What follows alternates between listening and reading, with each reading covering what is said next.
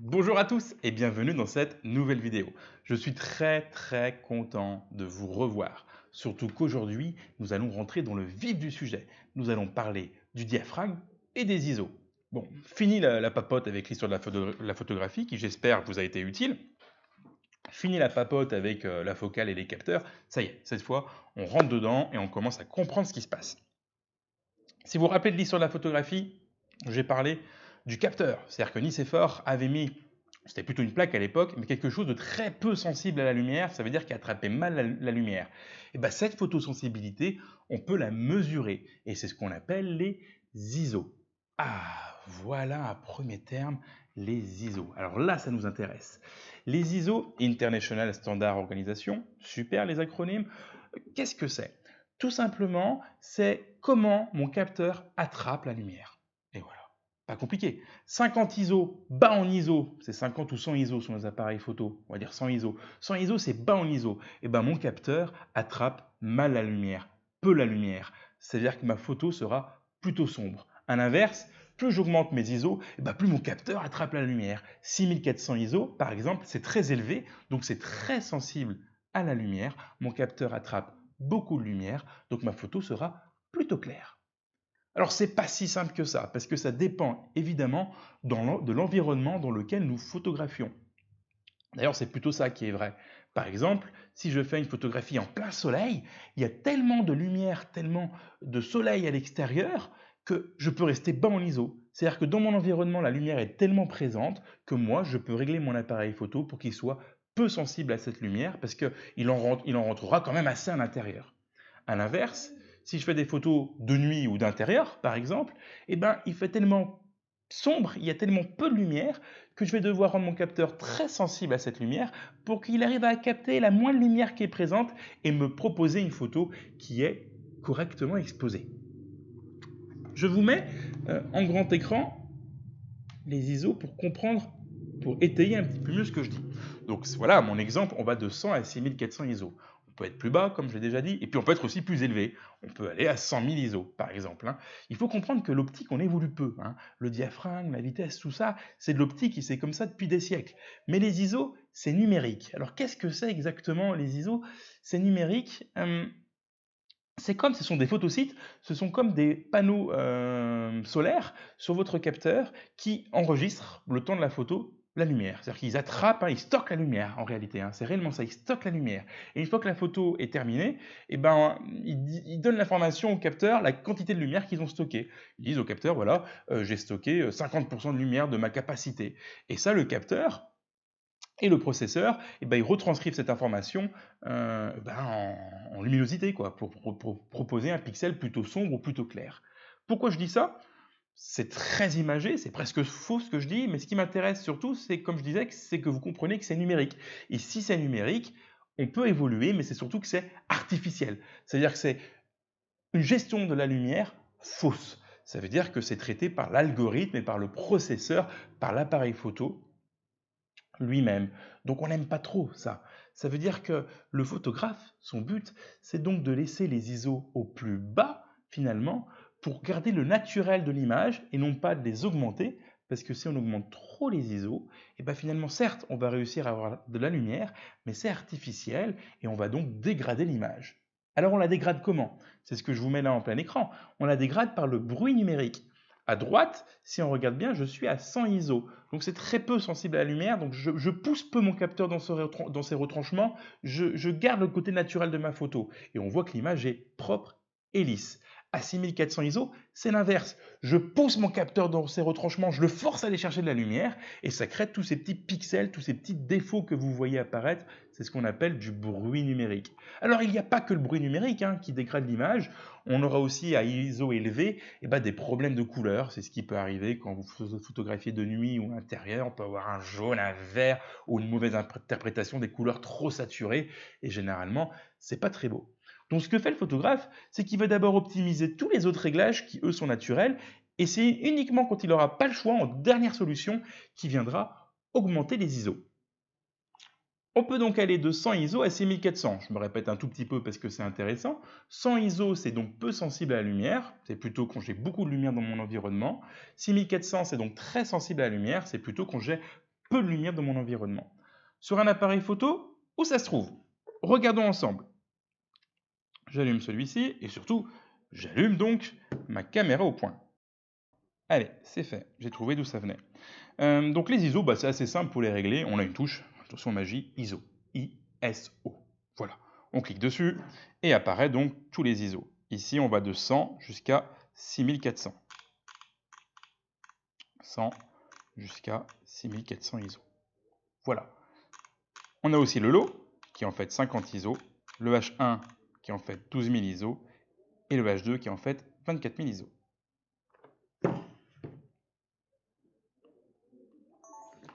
Alors comme je disais, c'est quelque chose de numérique. Et comme c'est quelque chose de numérique, contrairement à l'optique, on arrive constamment à s'améliorer. Et c'est le nerf de la guerre aujourd'hui. Ça veut dire qu'un vendeur va vous valoriser les ISO. Voilà.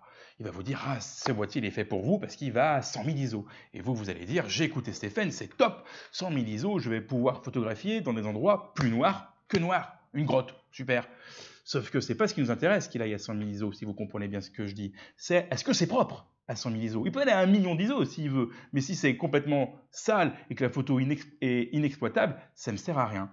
Donc quand vous achetez un appareil photo, c'est pas la valeur ISO max qu'il faut regarder, mais jusqu'à combien d'ISO il peut aller, tout en gardant une bonne qualité d'image. Tout à l'heure, on fera un petit peu de pratique, voilà, pour étayer mes propos. Maintenant, nous allons parler du diaphragme. Je le mets tout de suite sur le PowerPoint.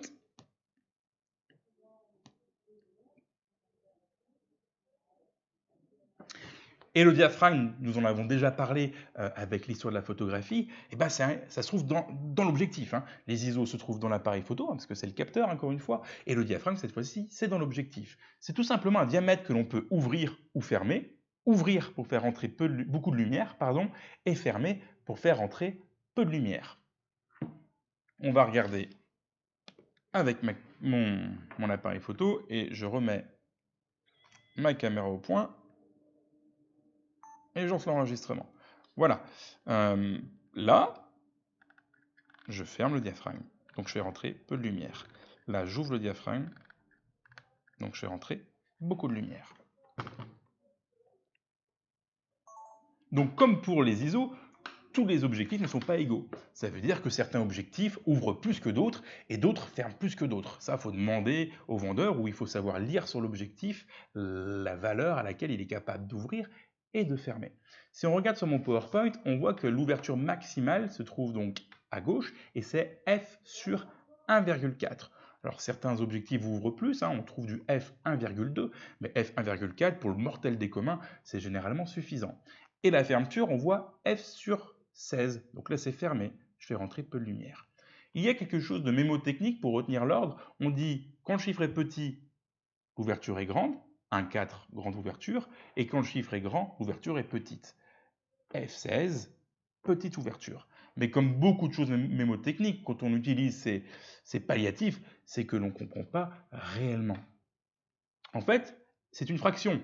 F sur la fenêtre divisée par 1,4. La fenêtre divisée par 1,4, je divise presque pas ma fenêtre. Elle reste très grande, donc je fais rentrer beaucoup de lumière.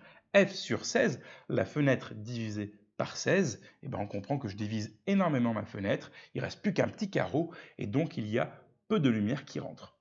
Les valeurs possibles sont donc F sur 1,4, F sur 2, F sur 2,8, F sur 4, F sur 5,6, F sur 8, F sur 11 et F sur 16, à peu près.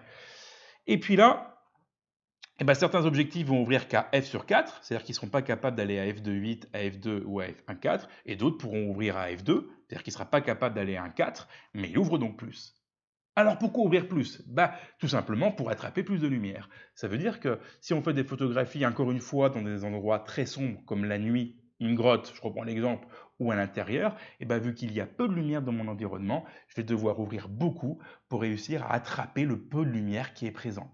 À l'inverse, si je fais une photo d'un paysage en pleine journée, il y a tellement de lumière dans l'environnement que je peux me permettre de fermer un petit peu ma fenêtre et ma photo sera correctement quand même bien exposée parce que la lumière est suffisante dans l'environnement et même si j'en fais rentrer qu'un petit peu, ça suffira.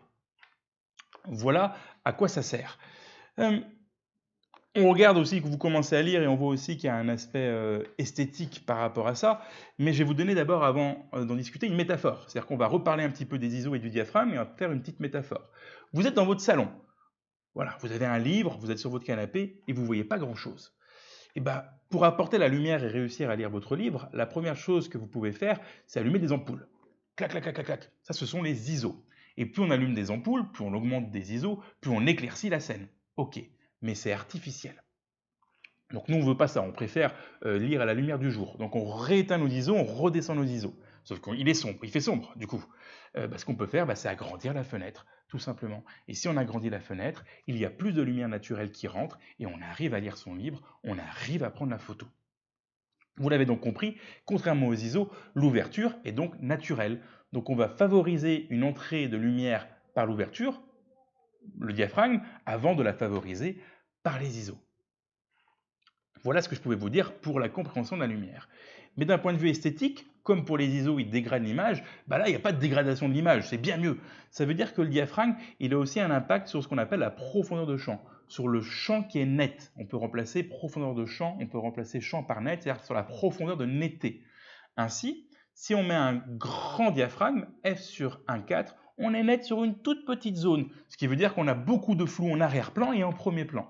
À l'inverse, si on se met à f16, on a une grande profondeur de champ, ça veut dire qu'on est net sur une très grande zone. Ça veut dire aussi bien le sujet que le premier plan et que l'arrière-plan, tout est net. Et en fonction de ce qu'on veut mettre en valeur, eh bien on choisit. Si je fais du portrait, je vais ouvrir à f1 sur 4, comme ça, uniquement mon sujet sera net, et derrière lui et devant lui, ça sera très flou, donc mon sujet sera très mis en valeur.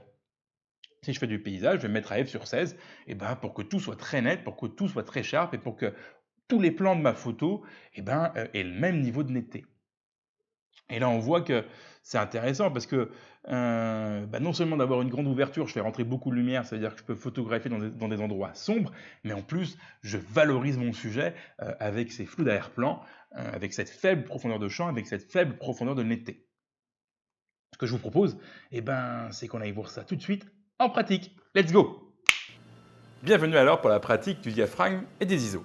Avant de commencer, je vais retourner un petit peu sur mon PC pour vous montrer de façon un peu plus explicite ce qu'est la profondeur de champ.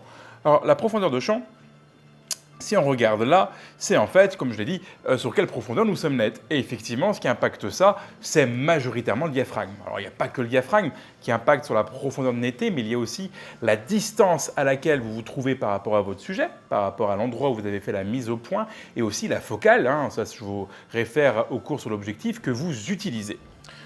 Dans mon exemple, on va faire varier uniquement le diaphragme pour ne pas se polluer trop l'esprit, et on va voir la profondeur de netteté qui varie. La profondeur de netteté, si je me mets par exemple, à f32, hop, on voit que c'est toute la zone grise. Ainsi, on voit que je suis net 1/3 devant mon personnage, qui est là en l'occurrence une femme, et 2/3 derrière mon personnage. Tout ce qui est en dehors de cette petite zone grise sera donc flou. Et on voit que quand je ferme mon diaphragme, la zone de netteté augmente, je suis plus net derrière et plus net devant. Par contre, à l'inverse, quand j'ouvre mon diaphragme, on voit que la zone de netteté diminue et donc je suis beaucoup plus flou devant et derrière. Ce que je vous propose, c'est ce que nous allons voir tout de suite avec mon appareil photo qui est là et la petite scène que j'ai mis rien que pour vous derrière moi. Et nous voilà donc pour la partie pratique. Vous ne verrez donc pas mon visage, c'est un choix, parce que je préfère se concentrer uniquement sur l'appareil photo qui est là, qui va prendre la prise de vue, afin que vous voyez en direct mes réglages. Déjà, pour cet exercice, nous sommes donc en manuel. Sur le dessus de votre appareil, moi on ne voit pas, il y a une molette de réglage principale. Je vous invite donc, si vous voulez faire en même temps, de la mettre sur M. En manuel, on gère diaphragme ISO, c'est ce dont nous sommes en train de parler, mais nous gérons aussi la vitesse. Et ça, c'est le cours d'après. Donc la vitesse, pour ne pas se polluer l'esprit, je vous invite à la mettre à 1/30, 1 sur 30, et nous ne la toucherons plus. En tout cas, pour moi, le diaphragme se règle avec une bague qui se trouve sur l'objectif. Vous ne le voyez pas, mais c'est plutôt rare. C'est une spécificité de chez Fujifilm. Pour beaucoup, ça va se régler avec une molette de réglage qui se trouve ici, ou parfois je vous le mets en vidéo, en appuyant au préalable sur un petit bouton plus, moins, et en tenant appuyé sur ce bouton, tout en tournant la molette en même temps, vous pourrez aussi bouger le diaphragme. Les ISO, pareil, soit vous avez une touche ISO, donc vous appuyez au préalable sur la touche ISO et après vous tournez une molette de réglage, soit moi dans mon cas de figure, c'est une seconde molette de réglage qui est destinée au réglage des ISO. Si je clique là pour voir les réglages, on voit donc que je suis bien à une vitesse de 1/30e et moi mon ouverture va donc de F2, grande ouverture, à F22, petite ouverture. Mes ISO, ils sont actuellement réglés à 1600 et pour l'exercice, je vais les mettre au plus bas, qui est donc 100 ISO, donc peu sensible à la lumière. Si nous regardons en live, je vais activer pour vous l'aperçu en live pour bien se rendre compte de mes réglages en live view. Hop, on voit qu'il fait tout sombre. Et oui, F22, c'est tellement fermé et ISO 100 tellement peu sensible que je n'ai pas de lumière. Alors je vais ouvrir mon diaphragme. Regardez bien cette valeur. J'ouvre le diaphragme et on voit donc que la photo s'éclaircit. Je ne peux pas ouvrir plus que F2 et pourtant ma photo est trop sombre. Donc comme je l'ai dit, on commence d'abord par l'ouverture parce que c'est une entrée naturelle de lumière. Mais vu que là c'est encore trop sombre, je n'ai plus le choix. Je bascule sur mes ISO pour augmenter la sensibilité jusqu'à avoir l'exposition souhaitée. Et là je trouve qu'à 400 ISO, c'est très bien. J'ai un collimateur, c'est ce carré blanc qui bouge.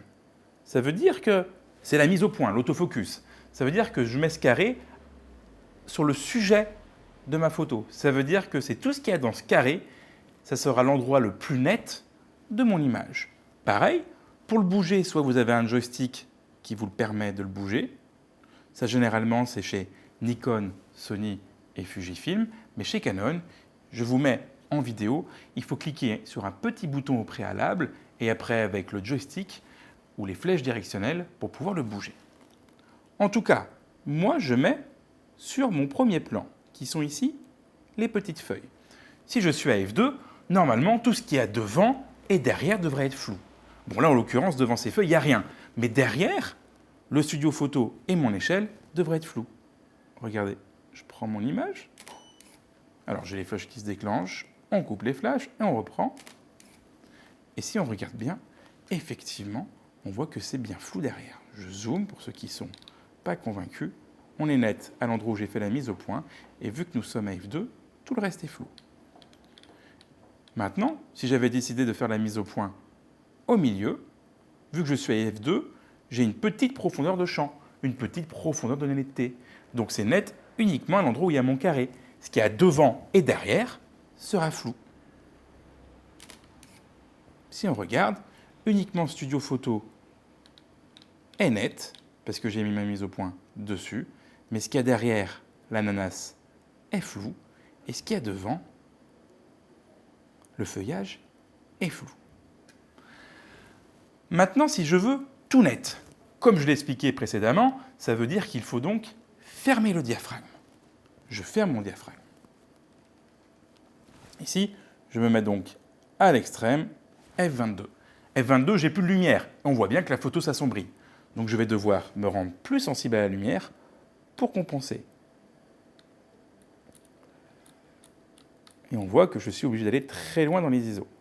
Là, je suis à 51 000 ISO, c'est énorme. Alors je vais ouvrir un tout petit peu mon diaphragme pour l'exercice. Voilà, F16, et j'ai un petit peu moins d'ISO. OK, je vais prendre une photo cette fois-ci devant, comme la première image de tout à l'heure.